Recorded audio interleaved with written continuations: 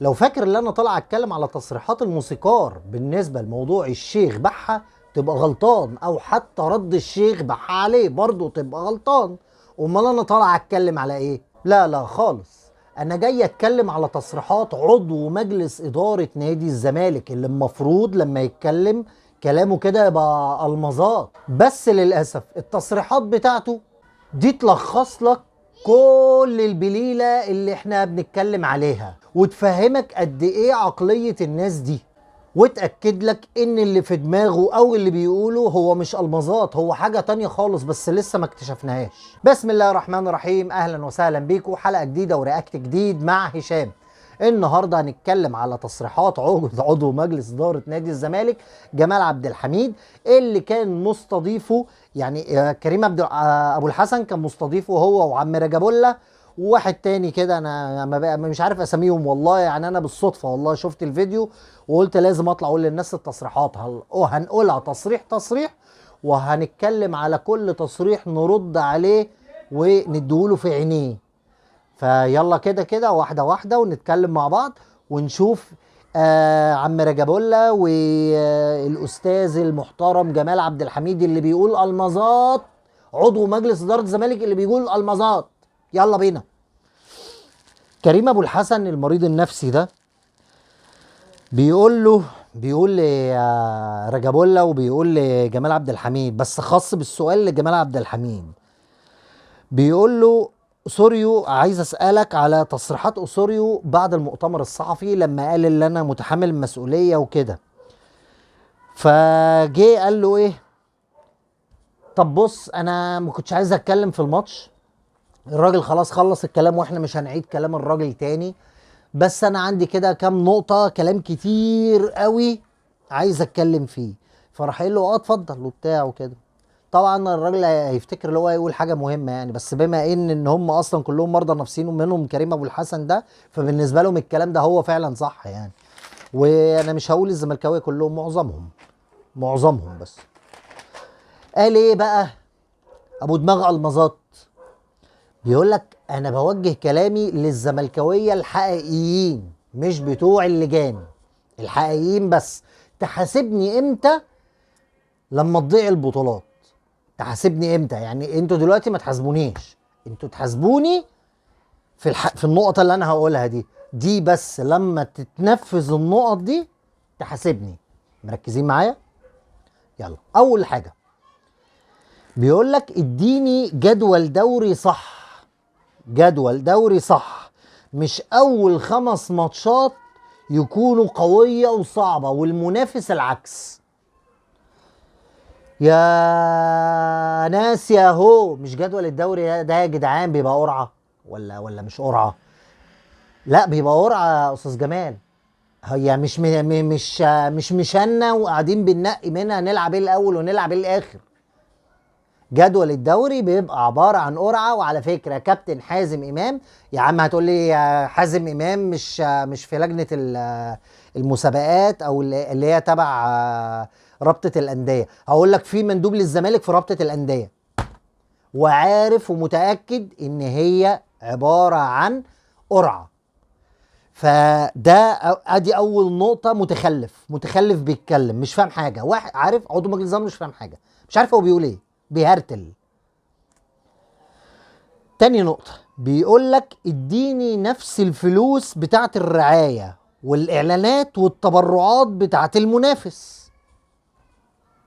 انا هخلي طفل صغير يرد عليك. يعني انا ممكن اجيب طفل صغير، لو جبت طفل صغير من الشارع هيرد عليك في النقطة دي بالذات. الرعاية يا حبيبي والاعلانات والحاجات دي ده شغل مجلس ادارة، شغل مجلس ادارة. الراجل اللي عايز يعمل يحط اعلانه على التيشيرت بتاعك عايز يكسب، هيروح لمين؟ هيروح لاكتر مكان مستقر، لاكتر مكان عنده شعبية، لناس محترمة. يعني انا ممكن اعدلك من هنا لبكره، وده شغل اصلا. معظم اللي جايين الدعايه لفانيله النادي الاهلي كلهم مش عن طريق الشركه المتحده. النادي الاهلي اشتغل وجاب، ما هو في بنود تعاقد مع شركه المتحده، لو هم جابوا هياخدوا 20%، لو الاهلي اللي جاب المعلن هياخدوا تقريبا 5% بس او 10%، مش فاكر النسبه بالظبط. ما تشتغل انت وتجيب رعاه. انت ما حدش عايز يجيلك، وانت صلح من نفسك علشان يجيلك، بس مش هيجيلك برضو زي الاهلي. مش هيجيلك زي الاهلي، لان الاهلي بعيد بسنوات ضوئيه علشان الصراعات اللي انتوا فيها، وعمالين تدخلوا نفسكم فيها، ومش عايزين تشوفوا الاسباب الحقيقيه اللي انتوا نازلين. دي تاني حاجه. ادي لحد دلوقتي انت ما قلتش جمله مفيده، انت متخلف عقليا. تالت نقطه، بيقول لك خليني اأيد لعبتي الفجر وافتح لي السيستم مخصوص. انت اخر واحد تتكلم على النقطة دي يلا ايدت لعبتك يوم 57 يناير. شوف 57 يناير، مفيش 57 يناير، هي 31 يناير. لا انت حضرتك ايدت لعبتك في اخر فبراير. ها، مين اللي بيتفتح له السيستم مخصوص؟ مين اللي عليه فلوس وبيتأيد له لعيبة؟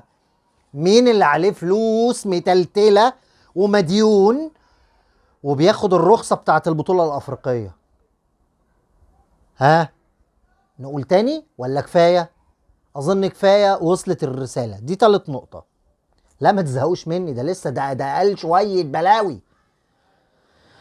بيقول لك لما ما لعبش في كل المحافظات. لا هو بيرمي ان الاهلي ما بيلعبش في اسماعيليه، ما بيلعبش في بورسعيد، ما بيلعبش في اسكندريه، بيلعب يعني في اسكندريه بس مش في استاد اسكندريه، بيلعب في برج العرب، وما بيلعبش في المحله. يا اقول له ايه؟ بس احنا زهقنا من الكلام في النقطه دي.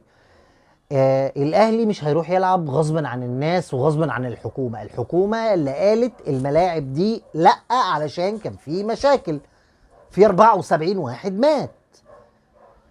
يعني طب نكتبها نعلقها لك؟ بتنسى نعلقها لك ولا ايه؟ قصدك يعني ان الحكومه عامله القرار ده مخصوص عشان تساعد الاهلي يعني؟ على فكره احنا عايزين نروح نلعب هناك، الاهلي عايز يروح يلعب هناك، الحكومه هي اللي رافضه، خايفه من المشاكل عشان انتوا اللي عملتوا التعصب، وانتوا سبب موت ال 72 ولا ال 74 واحد. لحد دلوقتي عمال يقصف جبهات نفسه بمنتهى السهوله يعني. بيقول لك رقم 5 بقى، لما تأجل لي الماتشات اللي انا مش عايز العبها او الماتشات القويه عليا لاخر الموسم لحد اما ابقى ايه، ابقى استعد لها كويس. بيقول لك ونقي كمان موعدها. اولا الاهلي بيتأجل له ماتشات، بيتأجل له ماتشات بس على حسب ترتيب الماتشات، على حسب ترتيب الماتشات. ليه؟ علشان راجل فريق محترم، فريق بيكسب، بيصعد على طول في الدور الثاني في افريقيا، على طول بيوصل النهائي. طبعا الحاجات دي انت ما تعرفش عنها حاجة، فشيء طبيعي بالاتفاقات اللي حصلت في اول الموسم ان انا لما ابقى ليا ماتش خارجي يتأجل لي ماتش قبليها بكذا يوم، او داخلي يتأجل لي ماتش قبليها بكذا يوم. انت حضرتك بتطلع حصالة بقالك 3 سنين، يتأجل لك ليه؟ ها، رد رد يا جاهل. خش على النقطة اللي بعدها، قال كمان نحدد موعدها. حسبي الله ونعم الوكيل. ده رقم 6. بيقول لك لما تدخل لي 50,000 مشجع في افريقيا. هو بيرمي على اخر ماتش، اخر ماتش خالص في المجموعات. لا، اخر ماتش خالص في المجموعات كان الاهلي لازم يكسب علشان يصعد. الزمالك كده كده ضايع، الزمالك كده كده كان ضايع يعني خلاص، الزمالك ما كانش له امل. فاصعد يا حبيبي، وبيتكلم على بعد كده كمان 50,000 وبتاع. اصعد والعب على دور الثمانية وقبل النهائي والنهائي ونبقى ندخل لك الجمهور. حاضر، عينينا الاتنين، حاضر حاضر. جاهل. رقم 7. بيقول لك لما الاعلام يظهر الحلو بس عندي ويخبي الوحش اللي عندي ايا كان صغير علشان نفسية الجمهور واللعيبة والمجلس والجهاز الفني. بص، مفيش نادي ما عندهوش وحش، الانديه كلها عندها الحلو والوحش، بس انتوا اللي بتطلعوا تتكلموا. الاهلي محدش بيطلع يتكلم، محدش يعرف ايه اللي في الغرف المغلقه، اخباره مش على المشاع، بنطلع بس الاخبار اللي بنصدرها للناس، وده نجاح. اقول لك ايه، اكيد عندنا مشاكل بس ما حدش بيطلع يبعبع، واللي يطلع بيبعبع بياخد على دماغه. بس مش قصدي الاعلاميين، لو حد من جوه طلع بعبع بكلمه بياخد بالشبشب ويخرج بره على طول. انتوا ما تقدروش تعملوا كده، لان رئيس ناديكو واعضاء مجلس الاداره والاعلاميين بتوعكم هم اللي بيطلعوا بيقولوا السلبيات، مش احنا على فكره. هم اللي طلعوا قالوا مفيش فلوس و ما علينا. رقم 8 بيقول لك اديني لجنه، هو قصده كشافين، تشوف اللعيبه الكويسه كده، ها، وتصطادها وتعمل لها كوبري وتجيبها لي الزمالك. بيرمي على الاهلي. اعمل زيي مش يعني انت عايزني انا اعمل لك انت كده؟ طب ما تعمل انت كده. احنا يا عم عملنا لجنه وبنخطف بيها اللعيبه وبنعمل كباري من عندك وبناخدهم. اعمل لجنه انت كمان تعمل كباري وخد من عندي يا عم، مش هزعل. حلو كده. ده انت فاشل صحيح. انت عايز حاجه الناس كلها تعمل لك كل حاجه وانت قاعد على ها ولا ايه؟ بيقول لك خليني العب في افريقيا بره ارضي من غير جمهور زي تونس كده والسودان. بيرمي طبعا على الاهلي، عامل زي اللي بتاكل لبانه. ها، ولا اقول لك عشان ابقى ضامن 6 نقط، ولا اقول لك خليهم ماتش واحد. اولا ده الاتحاد الافريقي، ماشي؟ ده اولا. تاني حاجه، السودان معروف ما بيلعبش بجمهور على ارضه. ليه؟ وما لعبش قدام الاهلي بس بدون جمهور، ده لعب مع القطن ولعب مع صن داونز بدون جمهور. ليه؟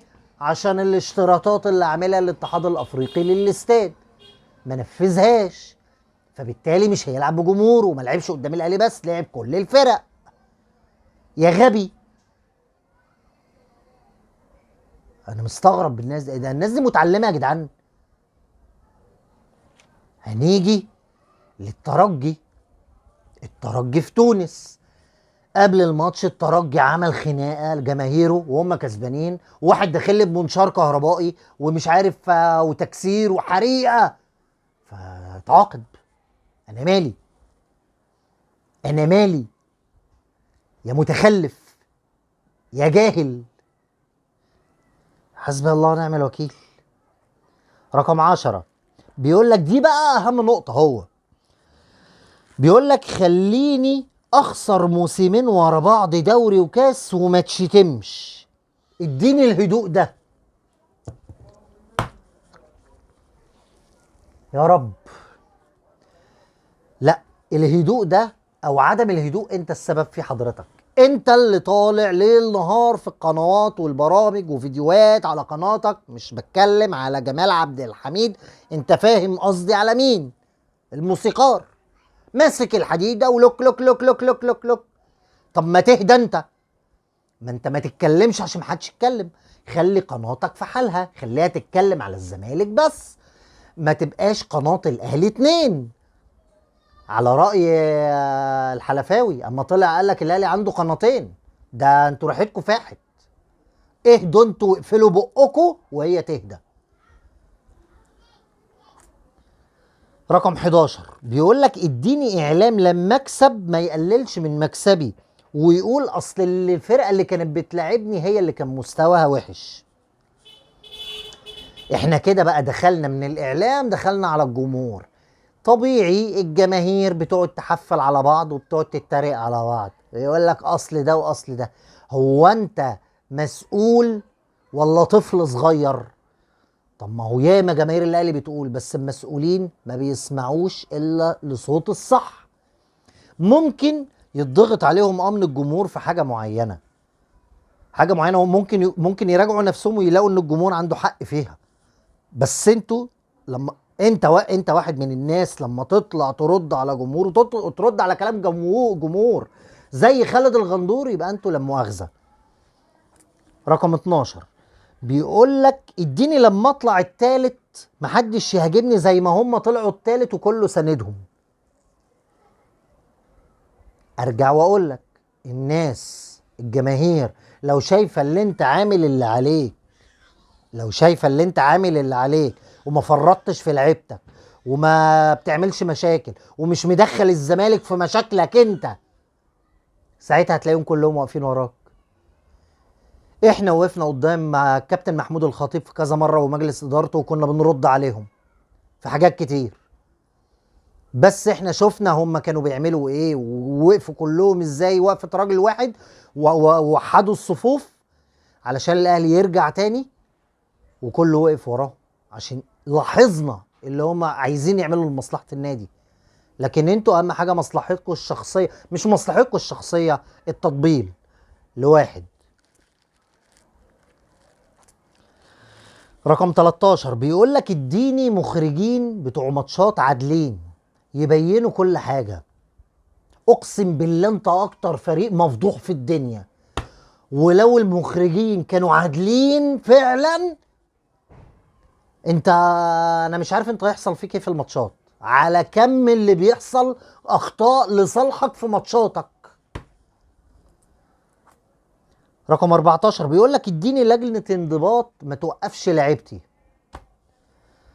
بيرمي على كهربا، بيرمي على كهربا. اولا لفظ كهربا ده كان تأويل، ما كانتش كلمه صريحه مباشره، والحكم اللي اتعمل انت عارف وغيرك عارف ان هو كان كيدي بتاع 14 ماتش ده ولا 12 ماتش و2 مليون ومليون جنيه ولا 2 مليون جنيه. فيش عقوبة كده اصلا مفيش عقوبة كده اصلا. صح ولا ايه؟ بس انا اقول لك لو كهربا غلطان ما يتعاقب عادي، ايه المشكلة؟ احنا ما عندناش مشكلة على فكرة ان كهربا يتعاقب لو غلط، بس ما تحاسبوش على تأويل. مفهوم؟ غيرك بيعمل، وخالد الغندور اللي عمال يتكلم على كهربا في الماتش اللي انسحبوا فيه 2-0 الجون التاني بتاع حسام حسن لما قالوا عليه اوف سايد، وقف على خط التماس وكان نازل سب دين وشتيمه، سب دين وايه جوه المايك وشتيمه يا بتاع الفضيله.